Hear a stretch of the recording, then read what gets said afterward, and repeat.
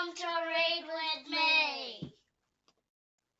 The North Star by Peter H. Reynolds. A sweet breeze met the boy as he woke to his journey. He travelled on all fours for quite some time, and he grew. And he paused. One day he had an urge to stand, to walk. It made his journey easier. He could run too, but for the most part he walked. He wasn't afraid of much. He wandered the fields, exploring, sometimes stopping, sometimes going happily in circles, sometimes dancing, and sometimes napping. One day the boy saw an oak leaf drift and land on the water. He wondered how the leaf managed to float, the way the stars seemed to float in the night sky. A spray of sand interrupted his thoughts. "Where are you going in such a hurry?" asked the boy. But the rabbit shot out of sight, disappearing onto a path the boy had never noticed before. The boy left the floating leaf and wandered toward the path. There he saw a cat. Prrrr! The cat purred gently. "Where did the rabbit go in such a hurry?" the boy asked the cat. Prrrr! "He was in such a rush to start his journey. It's time for you to start your journey too."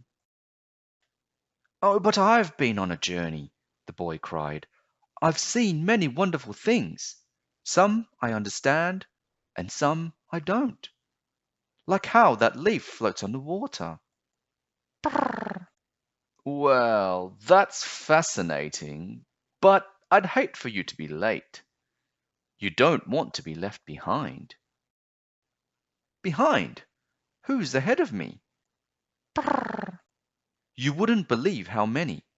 You know you're not the only one on this journey. Plenty ahead of you, lots to follow." The boy began walking down the path. It stretched out far ahead of him. Signs kept pointing him along the way. Some parts of the journey were easy, and some were very difficult. Although he was following the well-worn path, he had a growing feeling that he was lost. The forest seemed to be growing thicker. The soil was wet and muddy, making every step a struggle. Clouds had rolled in overhead, and the darkness closed in around him. After many difficult miles, he could not take another step. He noticed an oak leaf drift from the sky. It sailed with ease. It swirled on a breeze and was carried deep into the forest. The leaf disappeared behind a grove of trees. He stepped off the path to follow it. The boy found the leaf floating on a pond in a peaceful clearing, like a delicate boat on a dreamy voyage. His thoughts were interrupted by a voice. "Brrr! Oh, there you are. I was worried," said the cat. "Don't wander off like that. Now hurry, you're falling behind." So the boy ran, and ran, and ran, and as he ran, he noticed the forest getting darker and thicker. The muddy ground became covered with water. He could no longer see the path. He sloshed through the swamp until he came to a clearing in the forest. There he saw a bird. "Tweet, tweet." "You look lost," the bird said. "I don't think so. I'm not sure if I'm lost," the boy replied. "I really hadn't thought about it." "Tweet, tweet." "Hadn't thought about it?" said the bird. "You must have some idea of where you're going, yes?" Well, I've been following the path. It seems as if many people have taken it before me, and there have been many signs along the way. And a very helpful cat guided me back on the path when I started to wander." The crickets fell silent as the bird asked, "Tweet, tweet, but where do you want to be going?" I'm not sure, said the boy as he looked around at the dark, tangled swamp. But I do know that this isn't where I want to be. I guess I am lost. The bird said, Tweet, tweet, ask yourself where it is you want to go, and then follow the signs you already know. Signs? What signs? Where are they? But the bird flew off into the cloudy night sky. The boy looked up into the sky, something he had not done in a very, very long time.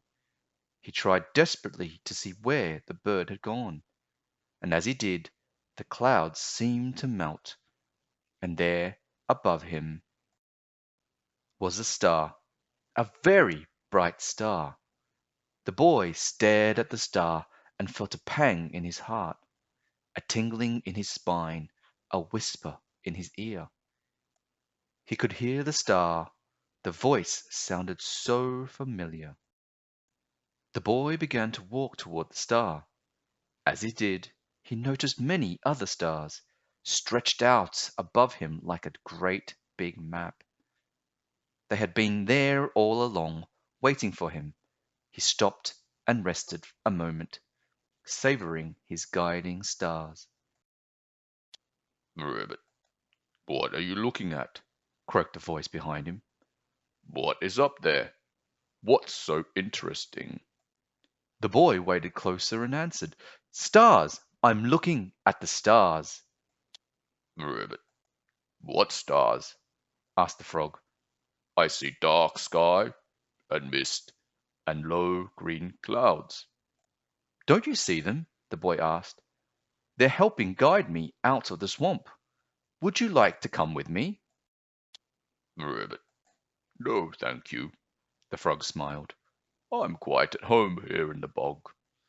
I swam here as a tadpole and grew up here, and here I will stay. The boy realized at that moment that everyone had a different journey, different signs, and different stars, their own constellations. The boy left the frog, who croaked a farewell. Rabbit, good luck on your journey. As he ventured beyond the swampy forest, the boy heard a cry.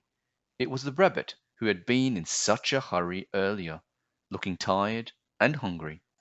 He was stranded on a limb in the middle of the rushing river.